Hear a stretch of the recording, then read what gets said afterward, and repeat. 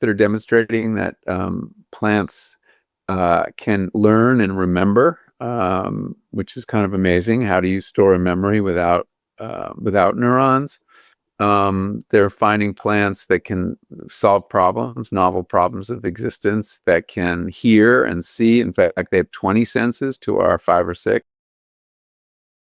And before we get to computers, perhaps we could talk briefly about plants, because you described this moment where you felt sort of certain that plants have consciousness, or I think the first Psychedelics, I should add. sentience, right? Um, Yeah.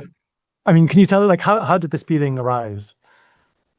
Well, it was a psychedelic experience, and it's not unusual on psychedelics. In fact, there have been studies about how people become animists basically during psychedelic experience, and their belief in animist ideas rises after a single experience. And this is true for rocks and rivers and all sorts of things. And I find that very interesting. Most scientists would say, this is myth. But if you look at the history of animism, I mean, it's only, we have 400 years of, the age of Enlightenment science. Before that, we were animists, and you go around the world, and most indigenous cultures are still animists, and children are animists by and large until they go to school.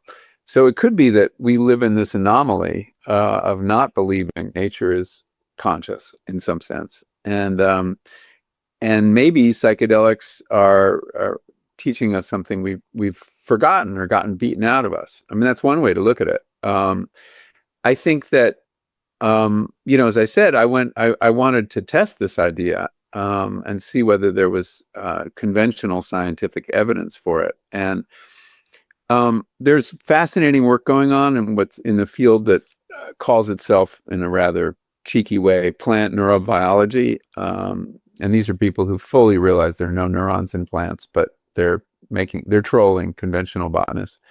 And they're doing experiments that are demonstrating that plants can learn and remember, which is kind of amazing. How do you store a memory without neurons? They're finding plants that can solve problems, novel problems of existence, that can hear and see. In fact, they have 20 senses to our 5 or 6. That, for example, a bean plant looking for something to twine, given a pole within, I don't know, 8 inches, knows where that pole is somehow, and will aim its spiraling reach